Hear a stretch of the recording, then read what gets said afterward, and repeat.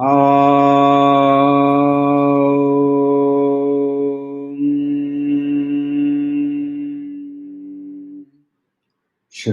गुरु गणेशाभ्यां नमः। हरिः ॐ। गीता स्वाध्याय 79वें सेशन में आपका स्वागत है। अभी हम अध्ययन कर रहे हैं 6वां अध्याय आत्म संयम योग, और 31वां श्लोक हमने अध्ययन कर लिया है। 31वां श्लोक एक बार हम और दोहरा लेते हैं। सर्वभूतस्थितं यो मा भजत्येकत्वम् स्थितः सर्वथा वर्तमानोऽपि स योगी मयि वर्तते।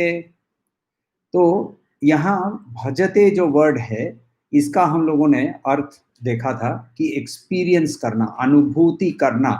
तो क्या चीजें की अनुभूति करनी है? अनुभूति करनी है कि सर्वभूत स्थितम मां, सर्वभूत स्थितम में मुझे जो एक्सपीरियंस कर सकता है, एक्सपीरियंस यानी यहाँ अनुभूति कर सकता है सब चीजों के अंदर में वही आत्मन उपस्थित है। वो व्यक्ति सब कोई भी अवस्था में वो ब्रह्मलीन ही रहता है, ब्रह्मभूतम रहता है, ब्रह्ममय रहता है वो उस। और यदि उसको थोड़ा मॉडिफाई करके देखें तो वो यदि कंडीशनड अवस्था में भी वो उस अवस्था में जब रहता है तो वो ईश्वर तुल्य है, ईश्वर तुल्य है। और इसीलिए वो ईश्वर की भी अनुभूति कर रहा है। ईश्वर यानी हम लोगों ने जगन्नाथ वर्ड यूज किया था।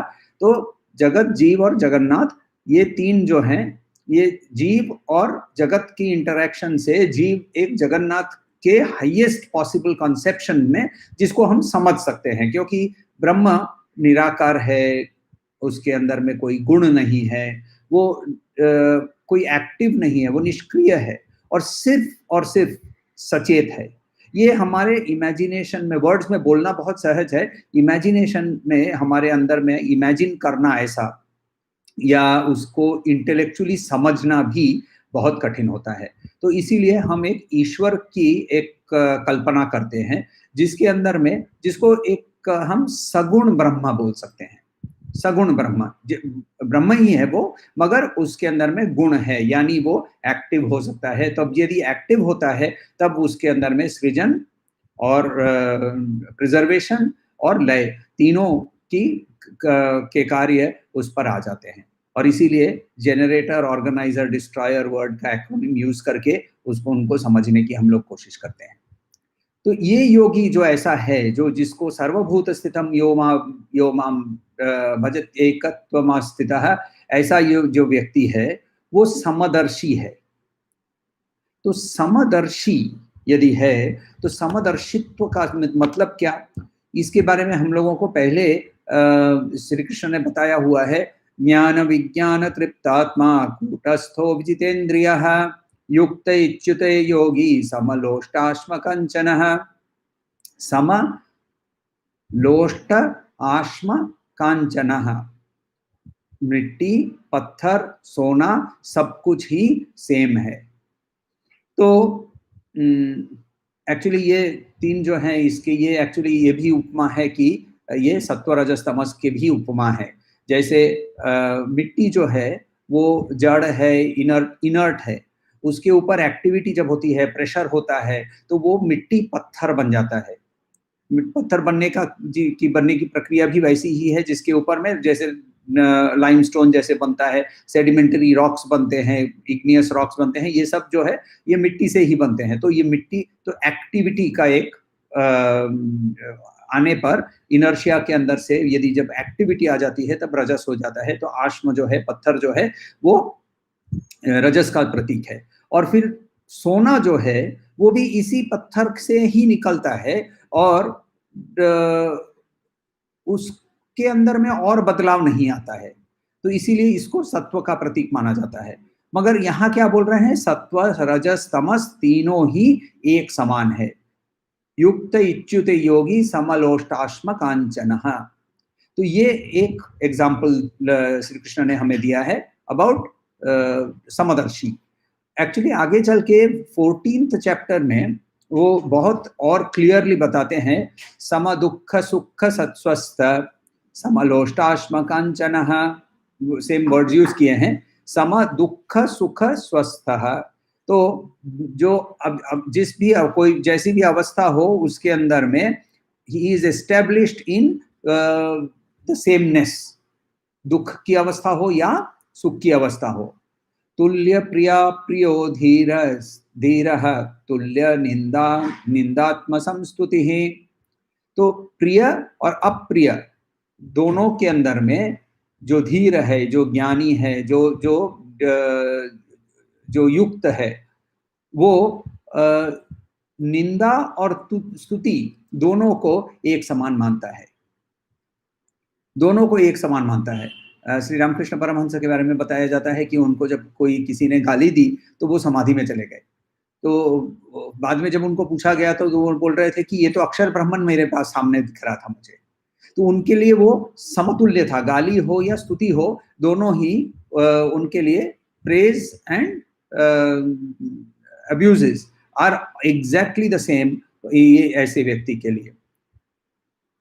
आगे ये भी बताते हैं, मानापमान मान मान अपमान मान अपमान तुल्यः तुल्य मित्रारि पक्षयोः।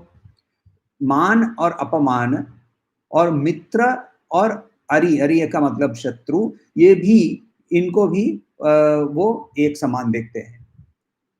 तो यानी मित्र और अरि का मतलब ये होता है कि उनको किसी के साथ कोई फिजिकली किसी के साथ उनको कोई ना तो मित्रता ना तो शत्रुता है, तो उनको कोई किसी को के साथ वो शत्रुता नहीं करते हैं, किसी के साथ वो मित्रता यदि करते हैं तो वो मित्रता भी उसी लेवल पे है जहां शत्रुता है, यानी दोनों के साथ समान भाव से प्यार करते हैं, समान भाव से प्रेम करते हैं। सर्वारंभ परित्यागी, जो भी शुरू किया जाता है वो खत्म हो गया है, यानी कोई और काम में वो व्यस्त नहीं हो जाते हैं। सर्वारंभ परित्यागी गुणातीत स युच्यते, तो ये गुणों के परे चले जाते हैं। समदुख सुख स्वस्थ समलोष्टाश्म कांचन तुल्य प्रिय प्रियो धीर तुल्य निंदा समस्तुति मानापमानोस्तुल्यः तुल्यो मित्रारिपक्षयोः सर्वारंभ परित्यागी अतीत स युच्यते। तो ये है एक एग्जाम्पल जो श्री कृष्ण बताते हैं। ये 14 चैप्टर में वो बताएंगे हमें, जब हम पहुंचेंगे इसके ऊपर और डिटेल हम लोग देखेंगे। मगर ये और एक एग्जाम्पल उन्होंने दिया कि ये समदर्शी कैसा होता है। इसके बारे में भगवान शंकराचार्य क्या बताते हैं। भगवान शंकराचार्य विवेक चूड़ामणि के अंदर में बताते हैं, इष्टानिष्ठार्थ संप्राप्तो समदर्शित समदर्शितयात्मनि उभयत्र अविकारित्वम जीवन मुक्तस्य लक्षणम। जीवन मुक्त का लक्षण क्या है कि वो अविकार से रहता है, उसके अंदर में कोई विकार नहीं आता है। किस चीज के बारे में विकार नहीं आता है, उभय बताया है। उभय यानी ऊपर में लिखे हुए दोनों, जो इन दोनों के बारे में। किसके बारे में, इष्ट और अनिष्ट, जो प्रिय है और अप्रिय है, ये दोनों को जब सामने ये उपस्थित होते हैं, जब प्राप्त होते हैं, संप्राप्तो सामने आ जाते हैं, समदर्शी त्यात्मनि, ये दोनों इन दोनों को समान भाव से देखते हैं। अब एक चीज देखिए, यहां तक अभी जो भी हमने ये एक्सप्लेनेशंस देखे, इनके अंदर में समदर्शी के मनोभावना कैसी होगी, उसके विचार कैसे होंगे, ये इसके बारे में, उसके फीलिंग्स के बारे में, उसकी इमोटिव स्टेट के बारे में बताया गया है। मगर एक्शन में इसका वो प्रमाण कैसे करेगा, क्योंकि एक तरफ हम ये भी बोल रहे हैं कि container and content is different. व्यावहारिक रूप से कंटेंट के साथ तुम, कंटेंट तो सबके साथ सेम है, मगर कंटेनर के साथ डील करना पड़ता है। यदि विषैला सांप सामने, ये हम लोगों ने पहले देखा है ना एग्जाम्पल, वो जो माहौत वाला एग्जाम्पल देखा था, ठाकुर का ही एग्जाम्पल है। तो माहौत वाला एग्जाम्पल ये था कि माहौत एक मत्ता हाथी के ऊपर बैठा हुआ है, उसको कंट्रोल नहीं कर पा रहा है, वो दौड़ के आ रहा है, तो वहां बोल रहा है कि हट जाओ हट जाओ। तो एक लड़का जो है वो वहां खड़ा रह गया, वो हिला नहीं। तो उसको हाथी ने एक सूंड से मारा, वो गिर गया, उसको इंजरी हो गई। जब उसको जाके बताया कि तुम हटे नहीं क्यों, तो बोलता है मैं भी ब्राह्मण, हाथी भी ब्राह्मण, तो क्यों मैं हटूं। तो उसके गुरु ने हंस के बोला कि ऊपर से माहौत भी तो ब्राह्मण है, वो भी तो बोल रहा था ना कि हट जाओ। व्यावहारिक रूप से जैसे हमें व्यवहार करना चाहिए उसके बारे में करना ही है।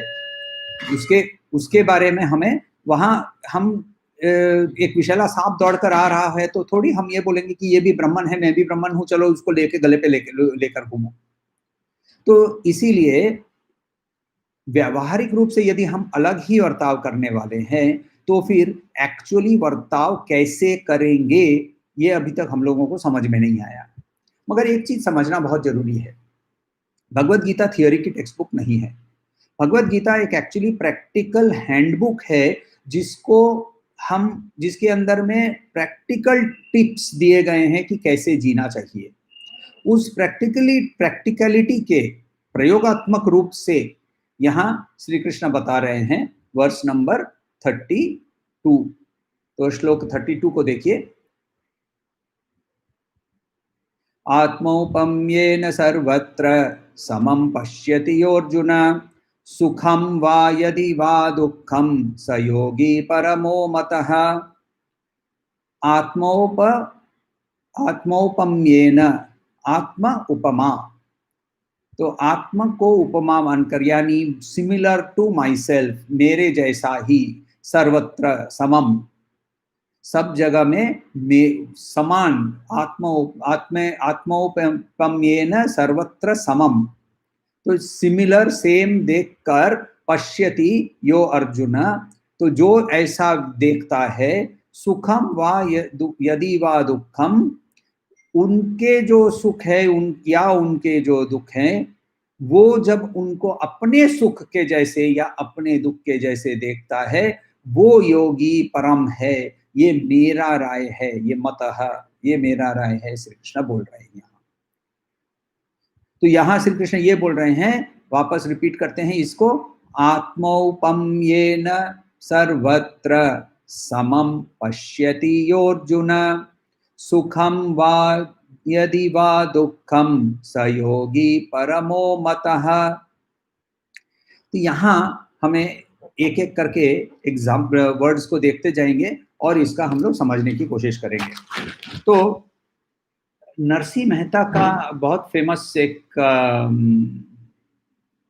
भजन है, वैष्णव जन तो तेने कहिए पीड़ पराई जाने रे, परोपकार करे तो ये मन अभिमान न आने रे। वैष्णव उसको बोलते हैं, विष्णु जो वर्ड है इसका मतलब है सर्वव्यापी। तो विश्व में व्यापी जो है, विश्वव्यापी यदि विष्णु हो, तो विश्व में जो व्यापी है, क्या क्या चीज है जो जो सब चीज में व्यापी है, आत्मन व्यापी है, हरि व्यापक। ये गोस्वामी तुलसीदास जी बोलते हैं हरि व्यापक। तो वहां ये जो व्यापक विष्णु है, तो वैष्णव वो है जो विष्णु की पूजा करता है, यानी आत्मन को पूजा करता है। इसको आप भक्तिभाव से देख सकते हैं, इसको आप अद्वैतवाद से देख सकते हैं। फर्क दोनों में, कोई पर्सपेक्टिव में कोई भी फर्क यहाँ नहीं आएगा, व्यवहार में, बिहेवियर में कोई भी फर्क नहीं आएगा। वैष्णव जन तो तेने कहिए, उसको वैष्णव बोला जाता है। पीड़ पराई जाने रे, दूसरों की जो दुख को समझ सकता है, पीड़ा जिसको समझ सकता है। परोपकार करे तो ये, दूसरों का उपकार करते हुए भी मन अभिमान ना आने रे, भीतर मन के अंदर में कोई गर्व नहीं होता है। क्यों, कैसे गर्व हो सकता है? यदि आप अपने एक हाथ कोई में, मान लीजिए कि कुछ करते करते हाथ के अंदर में छोटा सा खरोच आ गया, कट गया, तो आप हाथ को जब बैंडेज करते हैं तो आप ये थोड़ी एक्सपेक्ट करते हैं कि आपका हाथ आपको थैंक यू बोलेगा। आपके दांत ने यदि आपके जीभ को काट लिया होगा तो आप दांत को थोड़ी हथौड़ा से मारने चलेंगे कि भैया तूने क्यों काटा। तो ऐसे ही उसकी बिहेवियर के अंदर में वो बोल रहा है, सुखम वा यदि वा दुखम स योगी परमो मतः। तो यहाँ एक एक बहुत बड़ा एक सीख है हमारे लिए। क्रिश्चियनिटी में एक कहते हैं, do unto others as you would have them do unto you. ये एग्जैक्ट इसका बिहेवियर यहां हमें बताया जा रहा है। लव दाई नेबर, क्रिश्चियनिटी में बोलते हैं लव दाई नेबर। तो इसके बारे में बहुत सारे जोक्स भी होते हैं, मगर एक्चुअली इसका सेंस क्या है? लव दाई नेबर, क्योंकि love thy neighbour as thyself, वो वर्ड्स कंप्लीट करना जरूरी है। Love thy neighbour as thyself, do unto others as you would want them to do unto you. देखिए, हम कभी ये चाहेंगे क्या कि हमें कोई डिसरिस्पेक्ट करे, हमें आके कोई डांटे, हमें हमारे से प्यार ना करे, अ, हमारे से गंदे तरीके से बात करे? तो यदि वो हम नहीं चाह रहे हैं तो हम वैसा नहीं कर सकते हैं। तो ये जो जो साधक नहीं है उसके लिए भी ऐसी जो बिहेवियर है, वो ये जो जो जो अभी भी छोटा आई जो है ना, छोटा आई के साथ जो डील कर रहा है, वो उसको ये वर्ड समझ में नहीं आएंगे कभी, क्योंकि वो अपने ईगोसेंट्रिक आत्मकेंद्रिक दुनिया से वो देख रहा है। तो वहां से वो बोलता है कि मैं कैसे कर सकता हूं ऐसा, मैं कभी भी मैं कभी भी दूसरों के लिए कैसे काम कर सकता हूं, मैं कभी भी दूसरों को क्या क्या how can I love somebody equal to myself? मगर ऐसा ही व्यक्ति, उसको यदि सिखाया जाए तो ये सीखने लायक एक कला है, कौशल है, जिसको सीख सकते हैं। इसको हम लोग ट्रेनिंग की दुनिया में या कॉर्पोरेट वर्ल्ड में इसको एम्पैथी वर्ड यूज करते हैं इसके बारे में। एम्पैथी का मतलब है दूसरों के दुख को या सुख को समझना। तो यहाँ और ये सीखना बहुत जरूरी है, उसके ये वो कला के रूप में है, मगर ये योगी के लिए ये अनुभूति के लेवल पे है, और ये बहुत बड़ा फर्क है। तो वो क्या है ना, उस दूसरों के दुख को सुख को उतना ही इंटीमेटली फील करता है जितना खुद के सुख या खुद के शरीर के ऊपर में कोई सुख या दुख सुख उत्पन्न करने वाली या दुख उत्पन्न करने वाली कोई क्रिया हो रही हो, तो वो जितनी होती है उतना ही उस दूसरे पर होने पर वो उतना ही उसको फील कर सकता है। और इस दुख और या सुख के लिए ना तो वो किसी को निंदा करता है और ना किसी को की स्तुति करता है। एग्जाम्पल हम लोगों ने ऑलरेडी देखा कि यदि हाथ कट गया तो दूसरे हाथ ने उसको बैंडेज किया तो थैंक यू नहीं एक्सपेक्ट करते हैं, ना तो स्तुति एक्सपेक्ट करते हैं, तूने भी तुम्हारे दाहिने हाथ, तू हे दाहिना हाथ, तू कितना अच्छा है, तू कितना भला है, तूने कितने अच्छी तरह से मुझे बैंडेज किया, नहीं एक्सपेक्ट करते हैं ना। और ना ही दर्द होने पर उसकी हम लोग निंदा करते हैं या उस पर हम वार करते हैं या चोट देते हैं। तो ये जो एम्पैथी वर्ड यूज करते हैं ना, इसको अच्छे लोग अच्छी तरह से समझ सकते हैं, समझना बहुत इजी है, मगर इसका अनुभव उनको नहीं होता है। तो हमें जब इसका अनुभव हो जाएगा ना, तो इसका एक्सपीरियंस करने के लिए तो युक्त को ही ये अनुभव हो सकता है, क्योंकि वो सर्वभूत स्थितम हो जाता है और इसीलिए उसको ये अनुभव कर सकता है। एम्पैथी और सिंपैथी में भी फर्क होता है। हम सिंपैथी, जब हम सर्वभूत स्थित नहीं होते हैं तब हम जो भी व्यक्त करते हैं वो सिंपैथी है, संवेदना। दूसरे के साथ दुख का वेदना हमारे अंदर में भी होती है, हम भी साथ में बैठ के रोते हैं। मगर हम जब रो रहे हैं उस व्यक्ति के साथ, हम इसीलिए रो रहे हैं क्योंकि हम उस अटैचमेंट से रो रहे हैं। जब कोई व्यक्ति गुजर जाता है, मान लीजिए तो आपके कोई प्रिय मित्र का देहांत हो गया, मित्र के घर पे किसी का देहांत हो गया, आप वहां पहुंचे और वहां सब लोग रो रहे हैं, आपके भी आंसू बह जाते हैं। आंसू यहाँ क्यों बह रहे हैं? आपको उस मृतक की तो के साथ तो कोई अटैचमेंट हो ही नहीं सकती है, क्योंकि वो तो सिर्फ शरीर है। तो आपकी अटैचमेंट किसके साथ है? आपके मित्र के साथ है, या आपके वहां जो भी प्रियजन है, आप्तजन है, उनके साथ अटैचमेंट है। उस अटैचमेंट के कारण ये आपके आंख में से आंसू बह रहे हैं। मगर जब अक्षय गुजर गया तो श्री रामकृष्ण परमहंस वहां जो जो रेलिंग थी उसको पकड़कर खूब जोर जोर से हंस रहे थे कि वो तो अब वापस नहीं आएगा। तो शरीर के साथ अटैचमेंट नहीं होने पर एक्चुअली जो हो रहा है वो समझ सकते हैं। तब क्या होता है, वो होते हैं पर सहानुभूति, अनुभूति, सह अनुभूति होती है, एक्सपीरियंसिंग टुगेदर। रियलिटी में उसकी एक्सपीरियंस हम कर सकते हैं। तब ऐसे व्यक्ति के अंदर में कृपा सचमुच में उत्पन्न होती है। कृपा जो वर्ड है, ये हम लोगों ने पहले भी देखा है, कृपण वर्ड से आता है। कृपण का मतलब होता है माइजर, ये मेरा है, ये मेरा है, ये मेरा है, ये मेरा है। मगर जो सर्वभूत स्थित व्यक्ति है, उसके लिए तो सब कुछ ही मेरा है। क्योंकि उसके लिए मेरा भी वर्ड नहीं है, उसके लिए तो सब कुछ में मैं है। तो वो जब मैं की अवस्था से देख रहा है, तब वो रियल कृपा कर सकता है, क्योंकि जो उसके अंदर में ही वो एक्सपीरियंस कर रहा है, जहां व्यावहारिक रूप से वो कंटेनर जिसको हम लोग बोल रहे हैं, वो देह या कंटेनर, उसके साथ उसको भिन्न जो बिहेवियर करना होता है, वहां वो कृपा से बिहेव करता है। तो ये कृपा प्रेम से उत्पन्न होता है, क्योंकि हम अपने आप को जितना प्रेम करते हैं, इससे ज्यादा और किसी चीज को प्रेम नहीं करते हैं। यज्ञवल्क्य और मैत्रेयी का जो हम लोगों ने वार्तालाप हमने पहले भी देखा हुआ है बृहदारण्य के उपनिषद के अंदर में, वहां यज्ञवल्क्य बोलते हैं कि पति पत्नी के साथ आत्मन के कारण प्रेम करता है, व्यक्ति पुरुष पुत्र को आत्मन के कारण प्रेम करता है, क्योंकि दोनों ही सह आत्मा है, एक ही आत्मा है। तो ऐसा व्यक्ति जो है वो क्या होता है जानते हैं, ये व्यक्ति ना वापस जब दुनिया के साथ व्यावहारिक रूप से बर्ताव करता है, जब व्यावहारिक रूप से जब वो एंगेज करता है वर्ल्ड के साथ, तो वहां वो जितना उसने कंज्यूम किया है उससे वो ज्यादा वापस देता है।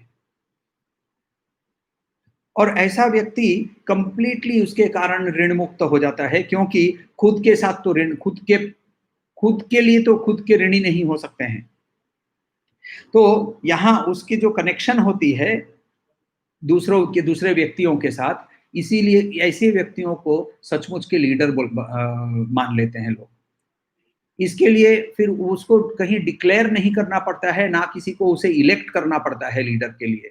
वो खुद ब खुद उस लीडरशिप पोजीशन में पहुंच जाता है, क्योंकि व्यक्तियों को जो उसके इर्द गिर्द हैं वहां से, ये एक्चुअली एक और बहुत सुंदर सी उपमा है शास्त्रों में, कि कमल का फूल जब खिलता है तो उसको अनाउंस नहीं करना पड़ता है कि मैं खिल गया हूं, उसकी सुगंध के कारण ही मधुमक्खियां वहां आ जाती हैं। तो ऐसा व्यक्ति को श्री कृष्ण उपाधि देते हैं कि ये परम है। हम लोगों ने परम हंस वर्ड यूज देखा था, ये है परम। Empathy is not about like and dislike at a body mind intellect level।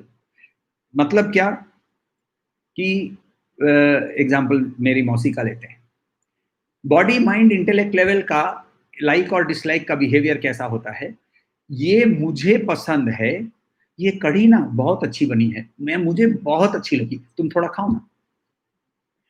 And I am sure आपको ऐसे व्यक्ति कढ़ी के जगह में नहीं है, हम कढ़ी क्यों बोले, यहाँ ये रसगुल्ला ही बोलना चाहिए हमें ना। तो ये रसगुल्ला बहुत अच्छा है, तुम खाओ, मुझे बहुत अच्छा लगा, तुम खाओ। दिस इज द बिहेवियर जो हमारा बॉडी माइंड इंटेलेक्ट आइडेंटिफिकेशन से हम जब इसको एम्पैथी करते हैं, क्योंकि ये मुझे अच्छा लग रहा है, इसीलिए तुम दूसरों को भी मैं ये देना चाहता हूं।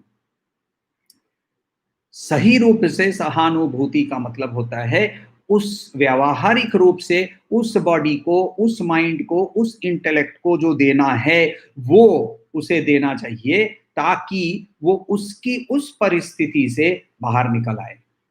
और सबसे उच्चतम क्या चीज दे सकते हैं, और वो ऐसा व्यक्ति जो है वो ज्ञान ही देता है। और परमानेंटली, क्योंकि देखिए वो सारी अवस्थाओं से परमानेंटली फिर निकल जाता है ना। क्योंकि उस व्यक्ति को भी, उस कंटेनर को भी उसकी परिचय यदि करवा सकता है दूसरा सब, और वही कोशिश करते हैं। तो इसीलिए जो भी इस सर्वभूत स्थित अवस्था में पहुंचता है वो अल्टीमेटली वापस आकर टीचर ही, गुरु ही बन जाता है, क्योंकि उसको पास सबसे परम धन जो है वो उसको मिला हुआ है, और उसको वो उसे बांटने, वो प्रेम के कारण वो बांटने लगता है। उपमा का मतलब एग्जाम्पल भी होता है। यहां श्री कृष्ण ने आत्मा उपमा, आत्मोपम्येन ऐसा वर्ड यूज किया है, लाइक एन एग्जाम्पल। तो यहाँ वो और एक वर्ड, एक मीनिंग निकलता है कि ऐसा व्यक्ति एक उसके लाइफ को ही एग्जाम्पल के तौर से जीता है। तो एग्जेम्पलरी, अनुकरणीय जो जीवन होता है उसका, उसका जीवन को देखकर हमें लगता है कि इसको हम लोगों को फॉलो करना चाहिए। आप किसी भी संस्था के स्थापक और किसी भी संस्था के जो बड़े लीडर होते हैं, इनकी बिहेवियर को आप देखिए, वो अनुकरणीय हो जाती है, और वो नेचुरली अनुकरणीय होती है, क्योंकि वो नेचुरली वहां उस लीडरशिप पोजीशन में पहुंचे हैं। संस्था का मतलब मैं संगठनों या संस्थाओं की बात कर रहा हूं, जहां इलेक्शन के द्वारा नहीं, मगर बाई नेचुरल फोर्स ऐसे व्यक्ति वहां लीडरशिप की अवस्था में पहुंचते हैं। ये लीडरशिप की अवस्था में इसीलिए पहुंचते हैं क्योंकि इनके अंदर में वो सहानुभूति की भावना होती है, और इसीलिए हम ये सोचने लगते हैं कि इसके साथ हम चलें, क्योंकि इसको हमारे फीलिंग्स के समझ है, हमारी बिहेवियर की समझ है। और ऐसा व्यक्ति जब ये अनुकरणीय जीवन जीने लगता है तो ये कंप्लीट लाइफ जीता है, इंस्पायरिंग लाइफ जीता है। इसके जीवन को उदाहरण मानकर, पॉसिबली हजारों साल तक इनके जीवन को उदाहरण मानकर लोग इनको फॉलो करने की कोशिश करते हैं। श्री कृष्ण को ही ले लीजिए, अभी हजारों साल नहीं हुए हैं, मगर स्वामी विवेकानंद को ले लीजिए। तो ऐसे एग्जाम्पल्स हमारे इस पुण्य भूमि में बहुत है। तो ये व्यक्ति जो है ना, ये डू अनटू अदर्स जो है, इसका word by word motto follow करता है। हम कभी चाहते हैं क्या कि हमें हमारे से कोई ईर्ष्या करे? एक्चुअली यदि हम लोग बॉडी माइंड आइडेंटिफिकेशन होती है तो ये सोचते हैं हमें नहीं, उसको तो ईर्ष्या करनी ही चाहिए। मगर युक्तात्मा बोलता है कि ऐसा नहीं है। युक्तात्मा तो एक्चुअली बोलता है, ईशोपनिषद करके एक उपनिषद है, बहुत सुंदर सी उपनिषद है, छोटी उपनिषद है। तो कभी मौका मिले तो अलग से इसका अध्ययन करें। तो इस पर यहाँ बोलते हैं, यस्तु सर्वाणि भूतानि आत्मन्येवानुपश्यति सर्वभूतेषु चात्मनं ततो न विजुगुप्सते।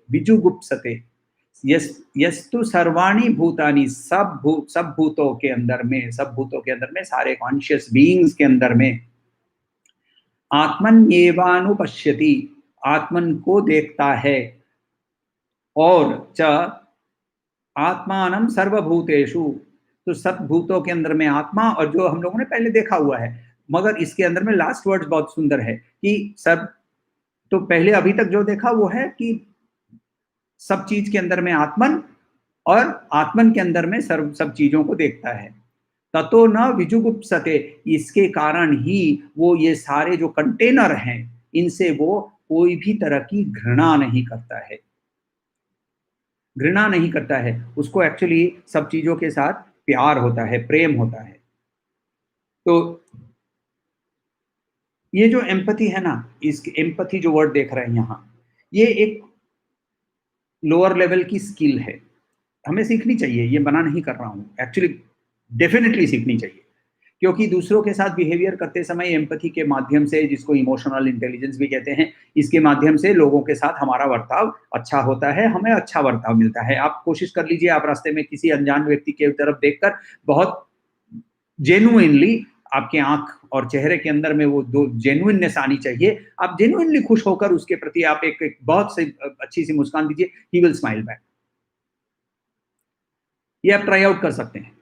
तो ये रेसिप्रोकेशन वर्ल्ड हम लोगों को करती ही है, मगर ये हम वहां कोशिश करके कर रहे हैं।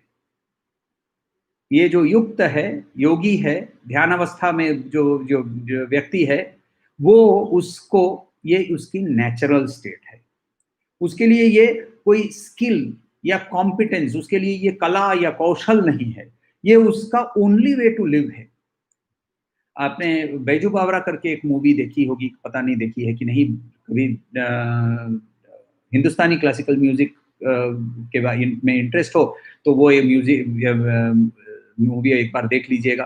बैजू बावरा नौशाद जी का उसके अंदर में म्यूजिक है और बहुत सुंदर सुंदर उसके अंदर में गाने हैं। तो उसके अंदर में आप यदि उस मूवी को देखें तो it is essentially about Tansen and Baiju बावरा।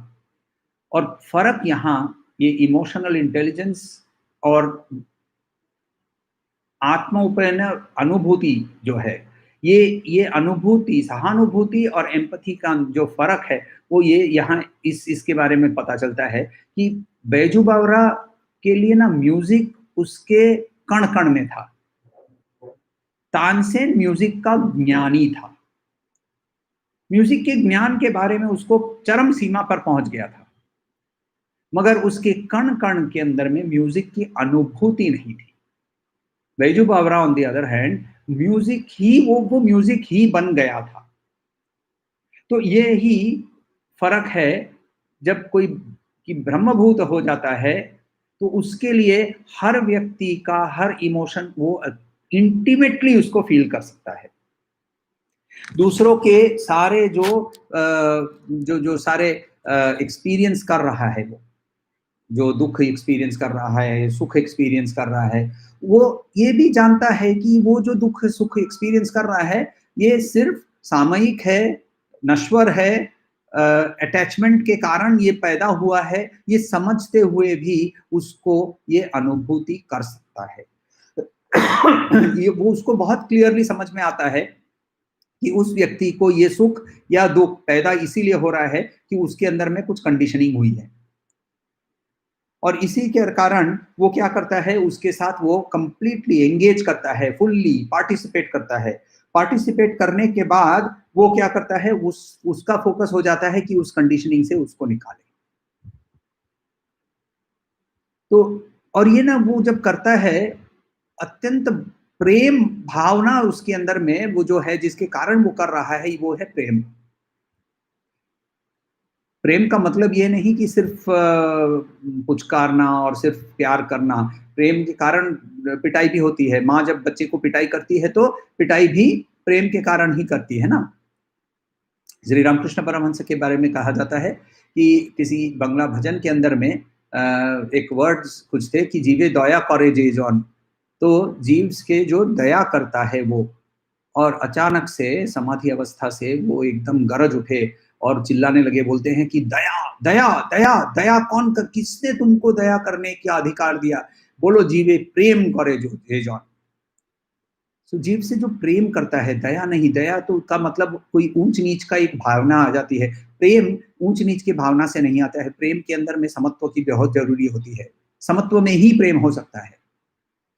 तो ऐसा व्यक्ति प्रेम से, प्रेम के कारण जितना वो कंज्यूम करता है उससे 10 गुना 20 गुना वापस वो देता है, और इसके कारण वो ऋण मुक्त भी हो जाता है। तो इस स्टेट में जब वो कंप्लीटली जब वापस देता है, ऋण मुक्त हो जाता है, और उसको ये देना उसकी प्रक्रिया इसीलिए बन जाती है क्योंकि वो जब अपने आप के अंदर में देखता है तो उसको एक ही सत्य दिखता है कि वो है सोहम। कोई सवाल हो तो बताइएगा।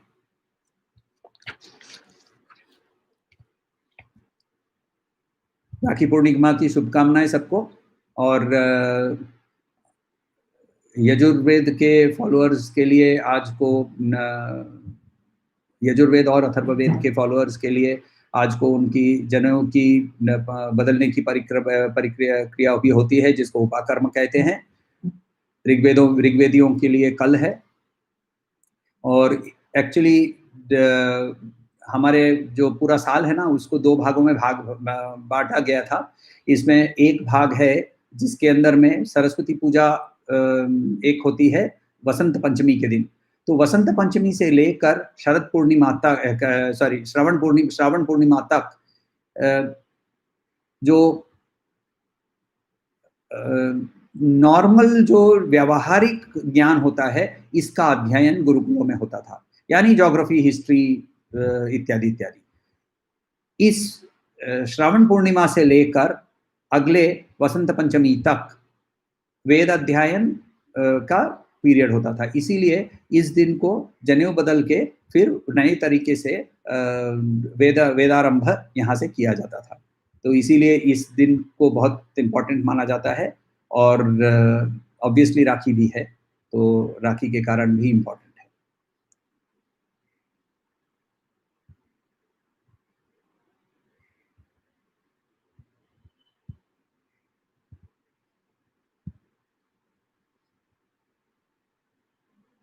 समभाव से यदि हम चलते हैं तो आपका सवाल है कि पूर्णिमा के लिए कोई विशेष अभ्यास। पूर्णिमा एक्चुअली कल का दिन जो है, पूर्णिमा नहीं है, कल का दिन जो है वो गायत्री के जप के लिए विशेष माना गया है।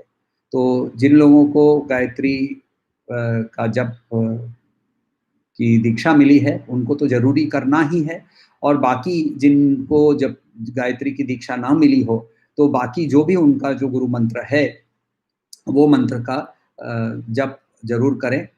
कोशिश करें जितना लंबा हो सके, जितनी टाइम हो सके।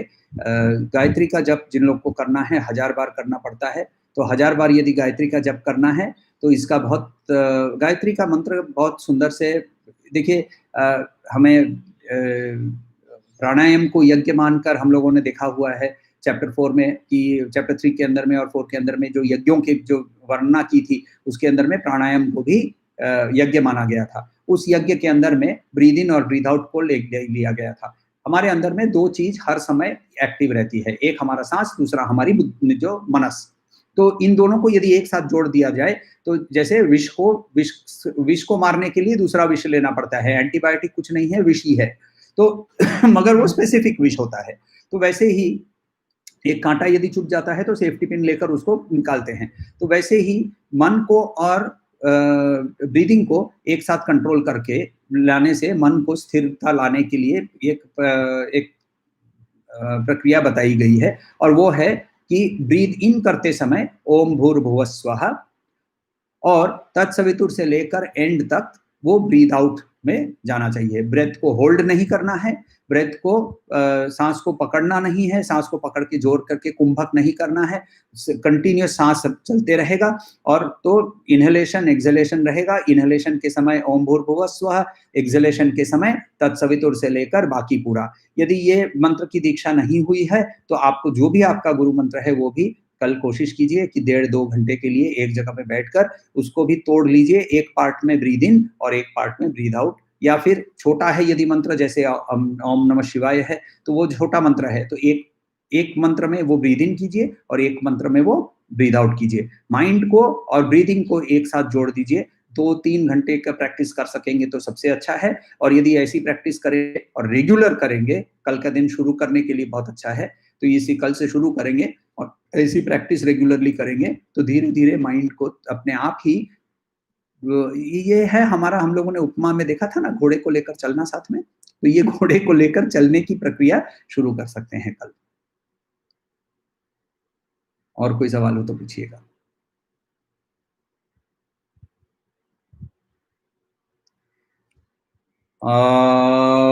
शांति शांति शांति।